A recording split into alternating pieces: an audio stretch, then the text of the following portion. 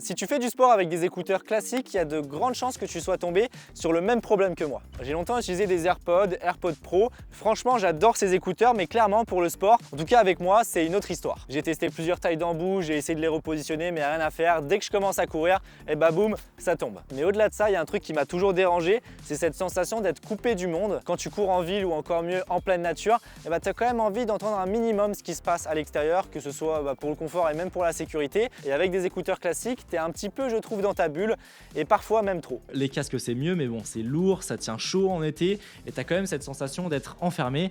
Et avec un casque typiquement comme les AirPods Max, et bah franchement au bout de 20 minutes de course t'en as marre parce que c'est vraiment super lourd. Tu vois, ça tombe avec un seul coup de tête. Et puis je me suis rappelé de la marque Shox, ils sont spécialisés dans les casques de sport. J'avais déjà testé l'un de leurs modèles il y a plusieurs années, mais franchement j'avais pas du tout accroché. Cette fois-ci j'ai voulu retenter l'expérience plusieurs années après avec le modèle le plus haut de gamme.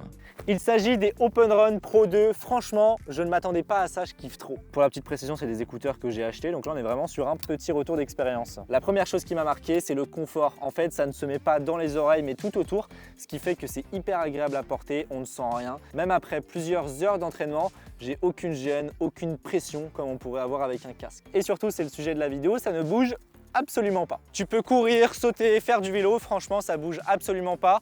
On va retrouver 3 boutons physiques qui sont clairement bien accessibles, même quand tu cours, chose qui n'est pas vraiment le cas sur des écouteurs. Je vais prendre l'exemple des AirPods où il faut faire une pression. Je trouve ça pas pratique et puis en plus il y a moyen que l'écouteur tombe. Mais le vrai game changer, c'est même pas ça, c'est la sensation d'écoute. Puisque en fait tu vas écouter ta musique mais tout en restant ouvert au monde extérieur. Donc tu vas entendre la nature, les personnes qui te parlent à côté, les voitures, tous les bruits autour. Et ça c'est vraiment super agréable. Tu n'as plus du tout cette sensation d'être enfermé, isolé. Tu peux écouter ta musique tout en étant connecté au monde extérieur. En course à pied comme pour globalement tous les sports en extérieur, je trouve ça vraiment génial. Et pour le vélo, c'est même particulièrement intéressant puisque porter des écouteurs c'est clairement dangereux et même interdit. Évidemment, il faut être honnête au niveau de la qualité audio, on n'est pas au niveau des AirPods ou un casque, mais ça reste vraiment super bien. En fait, on est sur une technologie de haut-parleur bien différente des AirPods et c'est d'ailleurs la spécialité de la marque Shox, la conduction osseuse. Pour la faire très simple, l'écouteur va faire des micro-vibrations au niveau de l'os là qu'on a à côté de l'oreille, ce qui va nous permettre de percevoir le son.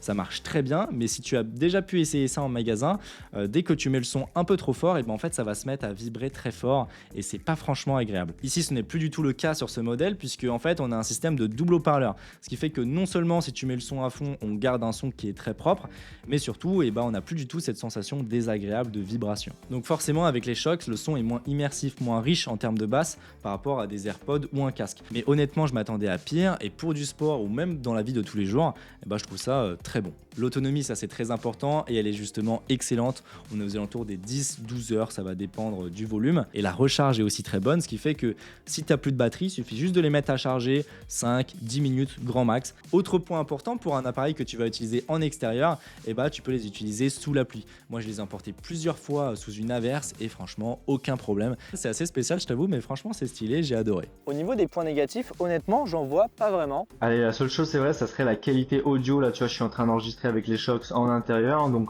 franchement c'est bien, mais en extérieur c'est un peu plus compliqué. Tu vois, là maintenant je suis en train de courir, c'est peut-être un peu plus brouillon.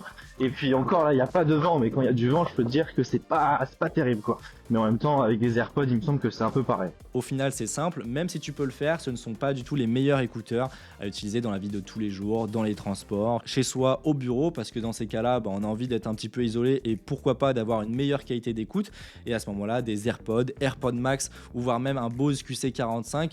Franchement, j'adore ce modèle, surtout qu'il est très léger et un bon rapport qualité-prix pour le sport, c'est top. Mais bon, dès qu'on veut passer en extérieur, être ouvert et puis en fait ne rien sentir sous la tête, tout simplement ne pas penser à ces écouteurs, que ce soit au niveau du poids mais aussi de l'autonomie, franchement les Shox j'adore. Et si comme moi t'en as marre d'être enfermé avec ton casque ou si t'as le même problème avec les écouteurs qui tombent, franchement ça vaut le coup d'essayer. Sur ce, je te mets bien sûr tous les liens en description, n'hésite pas à me dire ce que tu en penses dans les commentaires si tu as déjà pu les essayer ou si justement après cette vidéo tu veux les essayer. Sur ce, n'hésite pas à mettre un pouce bleu, à t'abonner pour en voir plus et on se retrouve pour une prochaine vidéo.